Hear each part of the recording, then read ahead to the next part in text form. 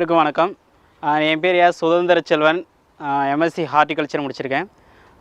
இன்றைக்கி வந்து பார்த்திங்கன்னா தேனீக்களை பற்றி நம்ம பார்க்க போகிறோம். தேனீக்கள் பொதுவாக எதுக்கு வந்து நம்ம உலகத்தில் வந்து பாதுகாக்கப்படுதுன்னா, தேனீக்கள் இல்லை என்றால் நம்மளுக்கு வந்து மகரந்த சேர்க்கை வந்து அதிக அளவில் நடக்காது. ஏன்னா தேனீக்கள் மூலமாக தான் அதிக அளவில் வந்து நம்மளுக்கு அயல் மகரந்த சேர்க்கை நடக்குது. அதில் ஃபஸ்ட்டு பார்த்தோம்னா நம்மளுக்கு வந்து மலை தேனீக்கள் மூலமாக தான் அதிக அளவில் வந்து நம்மளுக்கு மகரந்த சேர்க்கை நடக்குது. ஆனால் மலை தேனீக்களை வந்து நம்மளால் வந்து ஒரு தொழில்நுட்பமாக பண்ண முடியாது. ஒரு 2 டைப் ஆஃப் தேனீக்களை வந்து நம்மளால் டெவலப் பண்ண முடியும். 3வது ஒரு டைப் இருக்குது, இட்டாலியன் பீன்னு சொல்லிட்டு. ஃபஸ்ட்டு 2 டைப்புன்னு பார்த்தீங்கன்னா அடுக்கு தேனி, கொசு தேனின்னு சொல்லிட்டு இது 2 வந்து நம்ம இயல்பாகவே எல்லா இடத்துலையும் நம்மளால் ஒரு தொழில்நுட்பமாகவும் சரி, நம்ம வீட்டுக்கு வந்து தேன்களை வந்து அவசியம்னாலும் நம்மளால் அதை டெவலப் பண்ண முடியும். இட்டாலி பீன்னு சொல்கிற தேனீக்கள் பார்த்திங்கன்னா பொதுவாக நம்மளால் வந்து அதிக அளவில் நம்மளால் வளர்க்க முடியாது. ஏன்னா அந்த இட்டாலி பீன்றது வந்து பார்த்திங்கன்னா அதிக சோர்ஸ்களை வேணும், அதாவது அதிக பூக்கள் இருக்கிற ஏரியாக்களாக வேணும்.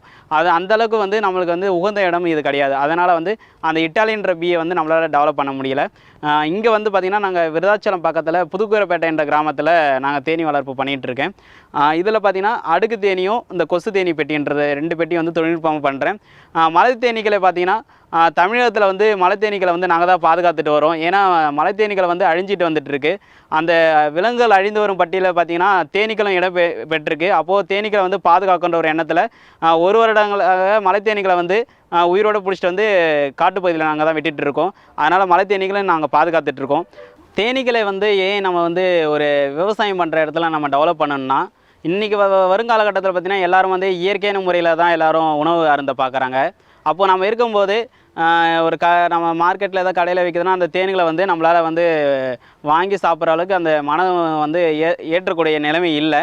அதனால் வந்து பார்த்திங்கன்னா தேனீக்கள் பொதுவாக வந்து விவசாய நிலத்தில் வந்து தேனி பெட்டி இருக்குதுன்னா அந்த விவசாயத்தில் வந்து நம்மளுக்கு வந்து ஏதாவது மருந்துகளை செலுத்தி அந்த பூக்களை வந்து காய்களை விட செய்கிறாங்க.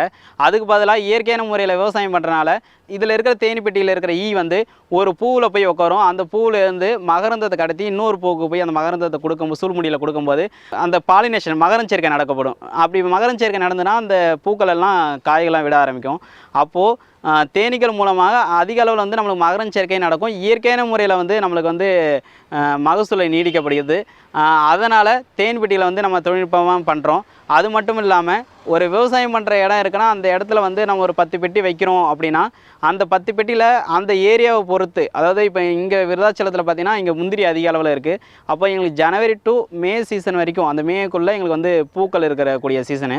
அப்போது இந்த இடத்துல பார்த்திங்கன்னா ஒரு ஏக்கருக்கு 25 பெட்டி வைப்போம். 25 பெட்டி வச்சோம்னா அந்த ஒரு 4 மாதத்தில் 3 மாதத்தில் பார்த்திங்கன்னா ஒரு 5லேருந்து 7 கிலோ எடுப்போம் தேன். அப்போது நம்மளுக்கு வந்து மகசூலும் அதிகரிக்குது, நம்மளுக்கு தொழில்நுட்பமாக தேனும் கிடைக்குது. அந்த தேனை வந்து இங்கே கிலோ பார்த்திங்கன்னா 800 ரூபா வரைக்கும் நாங்கள் விற்பனைக்கு தந்துட்டுருக்கோம். முந்திரிலேருந்து வர்ற தேன் பார்த்திங்கன்னா அந்த மருத்துவ குணம் அதிகமாக இருக்கும். ஏன்னா முந்திரி ஃப்ளவர்ஸ்லேருந்து வர மருத்துவ குணம் அதிகம். அதனால் எல்லோரும் விரும்பி வாங்கிட்டும் போகிறாங்க. நம்மளுக்கு வந்து 2 இன்கம் கிடைக்குது இல்லையா, விவசாயத்துக்கும் நமக்கு மருந்துகள் செலுத்தாமல் நம்மளுக்கு ஈல்டும் கிடைக்குது. அது மட்டும் இல்லாமல் தேனும் நம்மளுக்கு 2மே கிடைக்குது.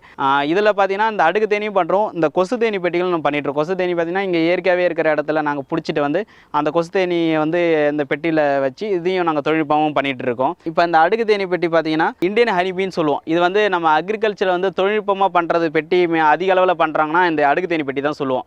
இதில் பார்த்தீங்கன்னா 2 அடுக்கு இருக்கும். புழுவார பெட்டின்னு சொல்லுவோம். இந்த மேலே இருக்கிறது வந்து தேனார பெட்டின்னு சொல்லுவோம். இது வந்து இந்த அடி பலகை, இந்த பெட்டி அடி பலகை. இது வந்து மேமூடி. இதுதான் ஒரு தேன் பெட்டியோட ஸ்ட்ரக்சர் ஃபுல்லாகவே இதுதான். அப்போது ஒரு தேன் பெட்டி இருக்குன்னா இது வந்து எப்படி வந்து ஒரு இப்போ என்கிட்ட இந்த விற்பனைக்கு வந்து வாங்கிட்டு போகிறாங்கன்னா ஒரு இரவு நேரத்தில் தான் வாங்கிட்டு போகணும். ஏன்னா பகலில் என்ன போகணுன்னா எல்லா ஈக்களும் அந்த மகரந்தத்தை கடத்துறதுக்காக எல்லா ஈக்களும் வெளியே போயிடும். அப்போ போயிட்டு வரும்போது நைட்டு ஒரு 6:30-7 மணி ஆயிடுச்சுன்னா அந்த ஈக்களெல்லாம் வந்து அதோட குடும்பத்தில் இங்கே எல்லாம் உட்காந்துரும். அமரும்போது இந்த இடத்த விட்டு எட்ட போகாது. அதனால தான் நைட் டைமில் அதெல்லாம் ட்ராவல் இருக்காது. ஏன்னா நைட்டில் கண்ணு தெரியாதனால எங்கேயும் போகாது. அப்போது என்ன பண்ணுவோன்னா நைட் டைமில் இப்போ ஒரு இடத்துக்கு பெட்டிக்கு தேவைப்படுதுன்னா அந்த பெட்டியை வந்து இரவு நேரத்தில் தான் எடுத்துகிட்டு போவோம். அந்த நைட்டாக முடிச்சிருவோம் பெட்டி. இங்கேருந்து ஒரு தேனி டிஸ்ட்ரிக்டில் கேட்குறாங்க, ராமநாதபுரம் கேட்குறாங்க, இல்லை திண்டுக்கல்லில் கேட்குறாங்கன்னா இங்கேருந்து நாங்கள் ஒரு நைட்டு ஒரு 7 மணிக்கு எடுத்துகிட்டு போகிறோன்னா அங்கே 5 மணிக்குள்ளே வச்சுருவோம் பெட்டி. ஏன்னா நைட்டு அதோட ட்ராவல் இருக்கணும். அப்படி நாங்கள் எடுத்துகிட்டு போய் அங்கே வச்சுட்டோம்னா அதுக்கப்புறம் அதோட ஒரு ஈக்கெல்லாம் சுற்றிக்கிட்டே இருக்கும். இதுக்கப்புறம் நம்மளோட இடம் இதுதான் சொல்லிட்டு அதோட எண்ணங்கள் உருவாயிடும். உருவானதுக்கப்புறம் அந்த இடத்த பொறுத்து தேனி வந்து கட்ட ஆரம்பிக்கும். இப்படி தான் வந்து தேனி பெட்டிகளை வந்து நம்ம பண்ணிகிட்டு இருக்கோம். இப்போ பார்த்தீங்கன்னா மொத்தம் தேனி வகைகள் பார்த்தீங்கன்னா ஃபஸ்ட்டு வந்து கொசு தேனி. இது உலகத்திலே மிக சிறிய தேனினா கொசு தேனி. இரண்டாவது ரகம் வந்து ஒற்றை அடைகளோடு இருக்கும், சின்னதாக இருக்கும், அது வந்து கொம்பு தேனி. மூணாவது பார்த்தீங்கன்னா அடுக்கு தேனி, அதாவது ஒன்றுக்கு மேற்பட்ட அடைகளோடு இருக்கும், அடையாக இருக்கும், அது வந்து அடுக்கு தேனி. நாலாவது டைப் பார்த்தீங்கன்னா ராக் பீன்னு சொல்லுவோம், அதை மலை தேனி சொல்லுவோம். ஏன் மலை தேனின்னு சொல்கிறோம்னா அதிக அளவில் வந்து மலையில் காணப்படுறதுனால அது வந்து மலை தேனி சொல்லுவோம், அது வந்து மலை தேனி. இது இல்லாத அஞ்சாவது பார்த்தீங்கன்னா இட்டாலி ஹனிபீன்னு சொல்லுவாங்க. அந்த தேனி வளர்ப்பு வந்து அதையும் பண்ணுறாங்க. மொத்தம் 5 டைப் இருக்குது. இதில் வந்து நிறைய பேருக்கு சந்தேகங்கள் இருக்கும், எப்படி முருங்கை தேன், நாவல் தேன், முந்திரி தேன், இந்த மாதிரி தேனை வந்து வகைப்படுத்தி எப்படி சொல்கிறாங்க அப்படின்னா, இப்போ இங்கே ஒரு 30 பெட்டி இருக்குதுன்னு வச்சிங்களேன். ஒரு 30 பெட்டி இருக்குன்னா இந்த இடத்துல வந்து வாழை இருக்குது, இந்த இடத்துல வாழை மட்டும்தான் இருக்கும். அப்போது இந்த இடத்துல வாழைகள் மட்டும் இருக்குன்னா இந்த தேனீக்கெல்லாம் என்ன பண்ணுன்னா வேற ஒரு பூக்களை போய் உணவு அருந்ததுக்கு போகாது. இங்கே இருக்கிற தேனையும் மகரந்தத்தையும் தான் போய் எடுத்துகிட்டு வரும். ஏன்னா இந்த 2 ஏக்கர் 3 ஏக்கர் பார்த்திங்கன்னா வாழை இருக்கிறனால இங்கே இருக்கிற பூக்கள்லேருந்து தேன் எடுத்துகிட்டு வரும்போது அதோட தேனோட டேஸ்ட்டு பார்த்திங்கன்னா வாழையில் என்ன அந்த ப்ரோட்டீன்ஸ் டேஸ்ட் இருக்கோ அதே தான் அந்த தேனில் இருக்கும். இப்போ நாவல் தேனுன்னு பார்த்தீங்கன்னா ஒரு 10 ஏக்கர் நாவல் மரம் இருக்குது, 10 ஏக்கர் இருக்குது நாவல் மரம்னா அந்த இடத்துல வந்து ஒரு 10 பெட்டி வைக்கிறோம், ஒரு 30 பெட்டி வைக்கிறோம், 40 பெட்டி வைக்கிறோன்னா அந்த 40 பெட்டியுமே அங்கே இருக்கிற நாவல் மரத்துலேருந்து தான் பூக்கள்லேருந்து தேன் எடுத்துகிட்டு வந்திருக்கும். அப்போது நாவலோட மெடிசினல் என்னென்னா சுகர் கண்டென்ட்டை குறைக்கிறதுன்னு சொல்லியிருக்காங்க. அப்போது அந்த தேன் வந்து அந்த பூவிலேருந்து எடுத்துகிட்டு வரனால அதோட தேனோட டேஸ்ட்டுமே நாவலோட பழத்தோட டேஸ்ட்டு மாதிரி தான் வரும். அதனால் அது நாவல் தேன்னு சொல்லுவாங்க. இப்போ முந்திரினா ஒரு 3 ஏக்கர் முந்திரி இருக்குன்னா ஒரு 50 பெட்டி வைக்கிறோன்னா அந்த முந்திரி தோப்பில் மட்டுமே அந்த குறிப்பிட்ட பூ சீசனுக்குள்ளே அந்த தேனை எடுத்துகிட்டு வரும் முந்திரியில். அப்போ எடுத்துகிட்டு வரும்போது அதோட மருத்துவ குணம் அதிகமாக இருக்கும். அது ஏன் சொல்கிறேன்னா நிறைய பேருக்கு வந்து நாவல் தேன், முருங்கை தேன், இந்த முந்திரி தேன் சொல்கிறாங்க, அது எப்படி எடுத்திருப்பாங்க அப்படின்னு மாதிரி நிறைய பேர் சந்தேகங்கள் வரும். அது எப்படின்னா அந்த இடத்துல அதிக அளவில் எந்த பூக்கள் இருக்கோ அந்த பூவை தேர்ந்தெடுத்து தேனை எடுத்துகிட்டு வந்துச்சுன்னா அதோட ஸ்பெசிஃபிக்காக அதை சொல்கிறோம். அதனால தான் அது அந்த தேன்கள் சொல்கிறோம். இப்போ இங்கே முந்திரி சீசன் எங்களுக்கு ஜனவரி டு மேனால் நான் இங்கே ஒரு 500 பெட்டிகளை வைத்து ஒரு 2 டன்னு தேன் எடுக்கிற மாதிரி கொஞ்சம் பிளானிங் இருக்குது. அதனால் இந்த வருஷம் நாங்கள் முந்திரி தேனை வந்து அறிமுகப்படுத்தலாம்னு சொல்லிட்டு ஒரு பிளானில் இருக்கோம். இந்த 5 வகை டைப்பு தேனீகள் இருக்குங்க இல்லையா, இந்த தேனீகளை பார்த்திங்கன்னா பொதுவாக இந்த அடுக்கு தேனி, கொசு தேனி, இட்டாலி ஹனிபி, இதை 3 மட்டும்தான் நம்மளால் வந்து தொழில்நுட்பமாக ஒரு பெட்டியில் வந்து பிடிச்சி நம்மளால் டெவலப் பண்ண முடியும், அதை வளர்க்க முடியும். ஏன்னா எதெல்லாம் மறைஞ்சு வாழும் தன்மைகளுடைய தேனீகள் இருக்கோ அந்த தேனீகளை மட்டும்தான் நம்மளால் வந்து பிடிச்சி வந்து வளர்க்க முடியும். இப்போ ஓப்பன் சைடில் வந்து ஒரு வெளிப்புறங்களை வந்து ஒரு தேனீகளை கட்டுதுன்னா அந்த தேனீகளை வந்து வளர்க்க முடியாது. அது பார்த்திங்கன்னா இந்த மலை தேனியும் இந்த கொம்பு தேனியும் வந்து ஒற்றை அடைகளோட வெளிப்புறத்தில் தான் காட்டும். ஏன்னா தான் அந்த தேனீகள் 2 தேனீகளுமே மறைஞ்சு வாழாது, வெளிப்புறத்தில் தான் இருக்கும். கொம்பு தேனின்றது ஒரு கீழான வெறுவு அந்த மாதிரி இடத்துல இல்லை ஒரு அடர்ந்த பக்கத்தில் வந்து அந்த கொம்பு தேனி இருக்கும். இந்த மலை தேனி பார்த்திங்கன்னா உயர்ந்த இடத்த தான் தேர்ந்தெடுக்கும். ஏன்னா அதோட எண்ணங்களே பார்த்திங்கன்னா உயர்ந்த கட்டிடங்களை உயர்ந்த இடத்துல தான் தேர்ந்தெடுக்கும். இந்த அடுக்கு தேனி, கொசு தேனி, இட்டாலியன் சொல்கிற ஹனிபின்னு சொல்கிறோம் இல்லையா, இது வந்து பார்த்திங்கன்னா மரப்பெட்டிகளை வைத்து நம்மளால் டெவலப் பண்ண முடியும். அப்போது இந்த மரப்பெட்டிகளை வச்சு டெவலப் பண்ணும்போது நிறைய வகையான மரம் இருக்குது. பெலா மரத்தில் பண்ணுவாங்க, இல்லைன்னா தேக்கில் பண்ணுவாங்க, மகோகனியில் பண்ணுவாங்க. அப்புறம் அந்த ஏரியாவில் எந்த அளவுக்கு மரங்கள் இருக்கோ அந்த மரத்துக்கு ஏற்றவாறு அது பண்ணுவாங்க.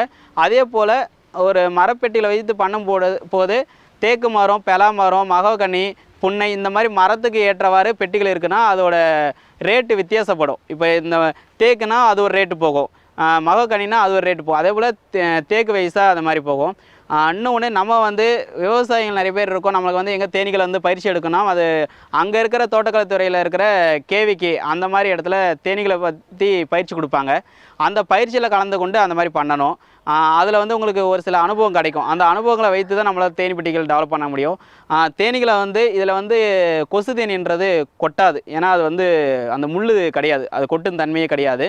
ஆனால் இந்த அடுக்கு தேனி பெட்டி பார்த்திங்கன்னா கொட்டும் தன்மையுடைய தேனீகள். ஏன்னா இது வந்து பார்த்திங்கன்னா பொதுவாகவே தென்னை மரத்தை சந்தில் இல்லை பாறை இடுக்கிகளை இந்த பொதுவான ஒரு சில இடத்துல வந்து மறைஞ்சு வாழும் தன்மையுடையனால அந்த மாதிரி இடத்துல இருக்கும். இந்த பெட்டி வந்து ஒரு சில சந்தேகங்கள் இருக்கலாம். என்ன சொல்லுவாங்கன்னா இந்த வளர்ப்பு தேனின்னு சொல்லிவிடுவாங்க. ஏன் வளர்ப்பு தேனி சொல்கிறாங்கன்னா இது பெட்டியுள்ளே இருக்குது, பெட்டியுள்ளே சக்கரைப்பா வைக்கிறனால அங்கேயே சாப்பிட்டு அங்கேயே இருக்குன்னு நினச்சிப்பாங்க. அப்படி கிடையாது. பெட்டி தேனின்றது எப்படின்னா அங்கே தென்னை மரத்து சந்தில் ஒரு பெட்டி அந்த தேனீக்கள் இருக்குன்னா அங்கேருந்து அந்த ஈக்களை கொண்டு வந்திருப்பாங்க. எப்படி முதல்ல இந்த பெட்டிக்குள்ள ஈ வந்திருக்குன்னா இந்த பெட்டின்னு வைக்கும்போது அடுக்கு தேனியில் பார்த்திங்கன்னா ராணி தேனி இருக்கும், வேலைக்கார தேனி இருக்கும், ஆண் தேனி இருக்கும். அப்போ அந்த தென்னை மரத்தில் இருக்கும்போது அந்த அடைகள் இருக்கும், அந்த அடைகளை கவர் பண்ணி நாங்கள் எடுத்துகிட்டு வந்துடுவேன். அந்த அடைகளை எடுத்துகிட்டு வந்ததுக்கப்புறம் அந்த இடத்துல ராணி தீனி இருக்கும். அந்த ராணி தேனீட்ட பெருமோன்ற ஒரு திரவத்தினால தான் எல்லா ஈக்களும் அங்கே போகும். ஏன்னா ஒரு ஈ இங்கேருந்து வெளியே போகுதுன்னா அந்த ஈ வந்து ரிட்டன் வரதுக்கு என்ன காரணம்னா அந்த பெருமோன்ற ஒரு திரவத்தோட ஸ்மெல்லு ஒரு 2லேருந்து 3 கிலோமீட்டர் வரைக்கும் தெரியும் அதுக்கு. அதனால தான் வெளியே போகிற ஈ வந்து திருப்பி அந்த இடத்துக்கு வருது. அப்போது அந்த ராணி தேனி நாங்கள் ஐடென்டிஃபிகேஷன் பண்ணி பிடிச்சிருவோம். மற்ற தேனிகளை கம்பேர் பண்ணும்போது ராணி தேனி கொஞ்சம் சைஸ் பெருசாக இருக்கும். ராணி தேனியை ஒரு கவர் பண்ணி பிடிச்சிட்டு அதில் இருக்கிற அந்த முட்டையோடு இருக்கிற அடைகளெல்லாம் இந்த பெட்டியில் கவர் பண்ணி இங்கே வச்சுருவோம். கீழே வச்சதுக்கப்புறம் அந்த இருக்கிற இல்லையா வேலைக்கார தேனி, அந்த வேலைக்கார தேனியெல்லாம் எல்லாத்தையும் பறக்க விடுவேன். ஏன் பறக்க விடுவேன்னா அது பறந்துக்கிட்டே இருக்கும்போது ராணி தேனி எங்கே இருக்குன்னு சொல்லிட்டு ஒரு மெயின் செட் எல்லாருக்கும் தோணும். எல்லாம் சுற்றி பறக்கும். சுற்றி பறக்கும்போது நான் ராணி தேனியை வந்து இந்த பெட்டியில் வச்சுருவேன். வச்சதுக்கப்புறம் ராணி தேனியோட இடம் தெரிஞ்சோடனே எல்லா தேனிகளும் வந்து அரெஸ்ட் ஆகிடும். அரெஸ்ட் ஆனதுக்கப்புறம் அந்த பெட்டியை வந்து நைட் டைமில் அவங்க இடத்துக்கு எடுத்துகிட்டு வந்துடுவாங்க. எடுத்துகிட்டு வந்ததுக்கப்புறம் அங்கேருந்து டெவலப் பண்ணது தான் இந்த அடுக்கு தேனி பெட்டி. ஏன்னா நிறைய பேர் அந்த சந்தேகங்கள் இருக்கும். ஏன்னா வளர்ப்பு தேனின்னா வேறு, இயற்கையான முறையில் இருக்க தேனிகள்லாம் வேறு நினச்சிருவாங்க. இந்த தேனிகளை பொறுத்தவரை செயற்கையெல்லாம் கிடையாது, எல்லாமே இயற்கை தான். இயற்கையான முறையில் வந்து நம்ம எதெல்லாம் அந்த வளர்க்கு தன்மையுடைய தேனிகளாக இருக்கோ அதை தான் நம்மளால் டெவலப் பண்ண முடியும். இன்னொன்று ஒரு சிலவங்க கேட்பாங்க, மலை தேனீக்களை வந்து ஏன் பிடிச்சிட்டு வந்து வளர்க்கல, மலை தேனீக்களை வந்து ஒருவேளை கொட்டுது, விஷத்தன்மை அதிகமாக இருக்கிறனால உங்களால் பிடிச்சிட்டு வந்து வளர்க்க முடியாதுன்னு கொஸ்டின்ஸ் நிறைய பேருக்கு வரும். அதை வந்து மலை தேனீக்களை வந்து பிடிச்சிட்டு வந்து வளர்க்கணும்னு அதோட தன்மைகள் இருந்தால் பிடிச்சிட்டு வந்து வளர்க்கலாம். ஏன்னா எவ்வளோ ட்ரெஸ்ஸிங் இருக்குது, எவ்வளோ ட்ரெஸ் பண்ணிவிட்டு நம்ம வந்து கொட்டாத அளவுக்கு நம்ம பிடிச்சிட்டு வந்து வளர்க்க முடியும். அது வந்து என்ன தான் அது பிடிச்சிட்டு வந்து பாக்ஸில் வச்சாலும் அதோட எண்ணங்களோட எப்படி இருக்குன்னா அதோட ஜீன்லேயே பார்த்திங்கன்னா ஓப்பன் சைடில் தான் தேர்ந்தெடுக்கும், உயர்ந்த இடத்த தான் தேர்ந்தெடுக்கும். அதனால் அந்த தேன்கள் பொதுவாகவே வெளிப்புறத்தில் தான் கட்டும்.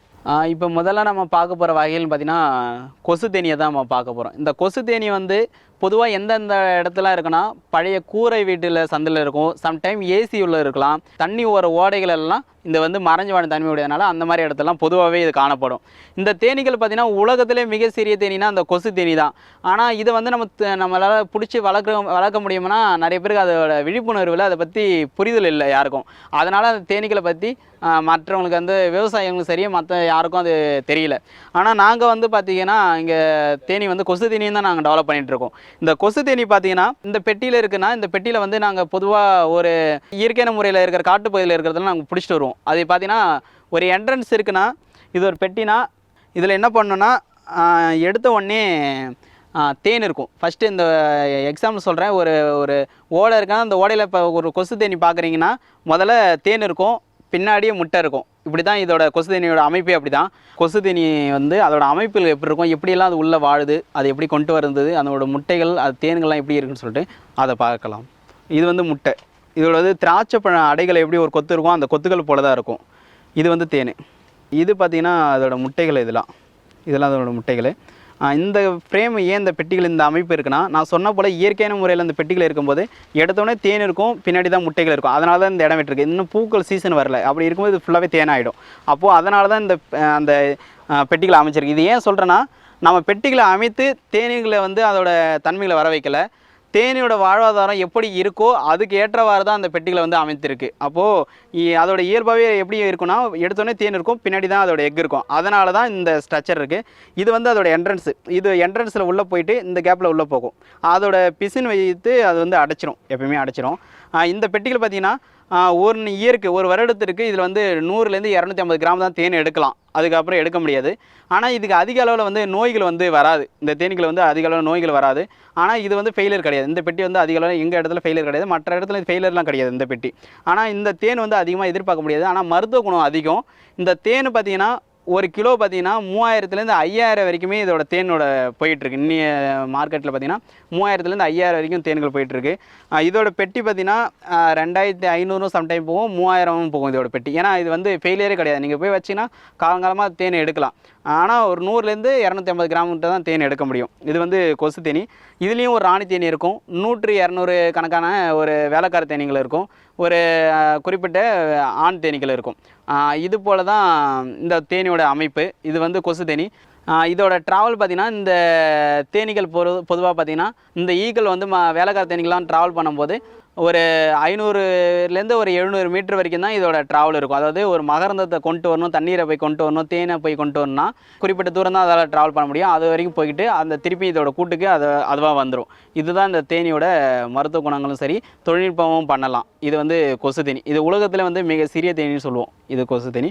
இது கடிக்கும், ஆனால் கொட்டும் தன்மையே கிடையாது. இப்போ 2வது ரகம்னு பார்த்தீங்கன்னா கொம்பு தேனி. அந்த கொம்பு தேனி வந்து இந்த தேனிகளை கம்பேர் பண்ணும்போது கொஞ்சம் பெரிய சைஸாக இருக்கும். அடுக்கு தேனியை கம்பேர் பண்ணும்போது கொஞ்சம் சின்ன சைஸாக இருக்கும். அது கொம்பு தேனி. கொம்பு தேனி வந்து பொதுவாக எங்கெல்லாம் இருக்குன்னா, ஒரு கீழப்புறத்தில் ஏதாவது அடர்ந்த பகுதியில் வந்து ஒற்றை அடைகளோட ஒரு குச்சியில் கட்டியிருக்கும். அது வந்து ஒரு கிலோமீட்டர் வரைக்கும் அது வந்து மகரந்த தூள் தேன்கள்லாம் போய் எடுத்துகிட்டு வரும். அதில் பார்த்தீங்கன்னா அந்த குச்சியில் மட்டும் தான் தேன் இருக்கும். அந்த இப்போ இதான் குச்சினா அந்த குச்சியில் அடைகள் கட்டியிருக்குன்னா இந்த இடத்துல மட்டும் தான் தேன் இருக்கும். ஃபுல்லாகவே தேன் இருக்காது. இந்த ஒரு குச்சியில் மட்டும் தான் இருக்கும். அப்போது அந்த இடத்துல இருக்கும்போது ஒரு 250லேருந்து 500 கிராம் வரைக்கும் தான் ஒரு வருடத்துக்கு அது தேன் எடுக்கலாம்.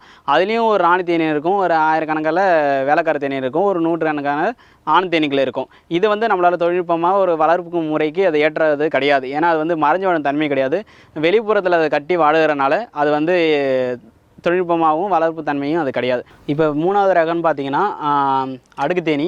இந்த அடுக்கு தேனி பார்த்திங்கன்னா அதிக அளவில் நம்ம இந்தியாவில் வந்து தொழில்நுட்பமாகவும் சரி வளர்க்க ஏற்றது பார்த்திங்கன்னா அடுக்கு தேனி. இது வந்து அதிக அளவில் நம்மளை வந்து லாபத்தை தரக்கூடியதுன்னா நமக்கு அடுக்கு தேனி தான். இந்த அடுக்கு தேனியில் வந்து இதோட மேப்பேட்டி. இது வந்து தேன் அரைப்பெட்டின்னு சொல்லுவோம். இந்த இடம் வந்து தேன் அரைப்பெட்டி. இப்போ எங்களுக்கு சீசன் இல்லை, பூக்கள் இல்லை சீசனு, அதனால் வந்து இன்னும் தேன் வைக்கல. இது வந்து தேன் அரைப்பெட்டி. இது புழு அரைப்பெட்டி. புழு அரைப்பெட்டி என்னென்னா அது ராணி தேனி. அதோட குடும்பம் வந்து வாடுறது இங்கே தான் அதோட முட்டைகள்லாம் வைத்து குடும்பம் இங்கே தான் டெவலப் பண்ணணும். இங்கே தான் ஈகளோட பெருக்கங்கள் அதிகரிக்கும். இந்த அடைகள் வந்து இப்படி தான் கட்ட ஆரம்பிக்கும். மேலே இருந்து தான் கட்டிகிட்டு இருக்கும். இது வந்து புழு அரைப்பெட்டின்னு சொல்லுவோம். இதில் வந்து இந்த தேனீக்கள் கொட்டுமா அப்படின்னா கொட்டும் தன்மையுடைய தேனீக்கள் தான்.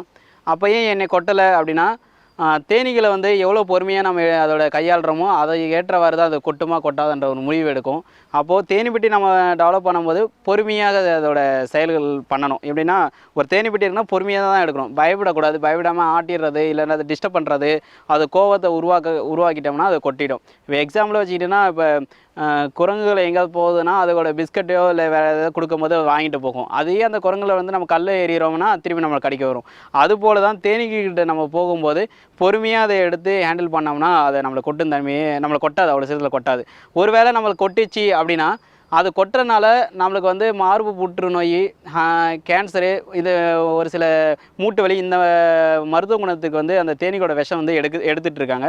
அதனால் தேனீகள் கொட்டுறது நம்மளுக்கு நன்மை தான். ஒரு 2 ஒரு 3 தேனீகள் நம்மளை அடுக்கு தேனியிலேருந்து கொட்டுச்சுன்னா நம்மளுக்கு அது ஒரு மெடிசன் மாதிரி தான். ஏன்னா கொட்டுறனால அது வந்து நம்மளுக்கு வந்து ஒரு மருத்துவ குணத்துக்கு இருக்குது.